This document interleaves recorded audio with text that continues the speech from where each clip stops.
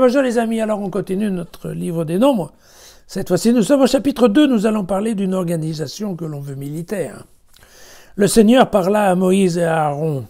Les fils d'Israël camperont chacun dans son groupe d'armée, sous les enseignes de sa tribu. Ils camperont autour de la tente de la rencontre, mais à une certaine distance.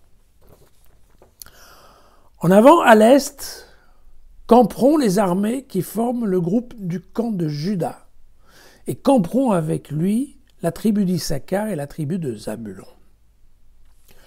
Au sud, les armées qui forment le groupe du camp de Ruben camperont avec lui la tribu de Siméon et la tribu de Gad. À l'ouest, les armées qui forment le camp d'Éphraïm et avec lui la tribu de Manassé et la tribu de Benjamin. Et puis au nord, les armées qui forment le groupe du camp de Dan et camperont avec lui la tribu d'Acher et la tribu de Nephtali. Voici l'effectif des fils d'Israël comptés par tribu, le total des effectifs des camps comptés par armée, 603 550.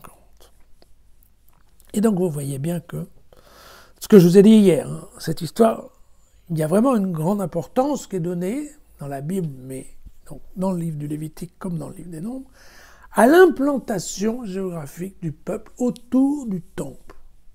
Voilà. Et donc vous voyez bien que ça démarre à l'est. Pourquoi ? Parce que globalement, n'oublions pas que globalement, d'une part le soleil se lève à l'est, mais le voyage entre le Sinaï et Moab, c'est en effet nord-est. Voilà.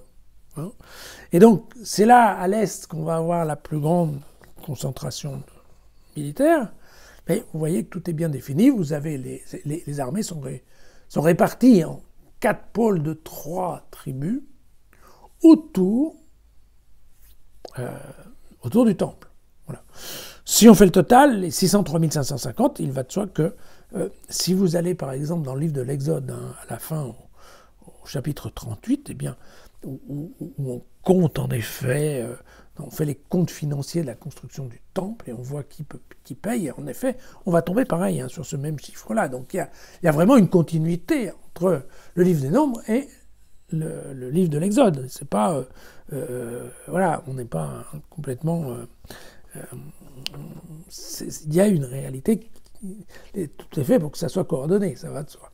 Alors, il faut quand même savoir que, bien entendu, un certain nombre de chercheurs ont travaillé là-dessus, c'est-à-dire que si on compte un total de 603 000 soldats, enfin, mais surtout des hommes de plus de 20 ans, vous vous rappelez, on ne parle pas de l'âge de la retraite dans cette première rapport d'âge, eh bien, ça, si vous voulez, ça donnerait une idée du peuple juif tel qu'il est, attention, tel qu'il est chiffré dans les livres des Nombres aux alentours de 2 millions de personnes.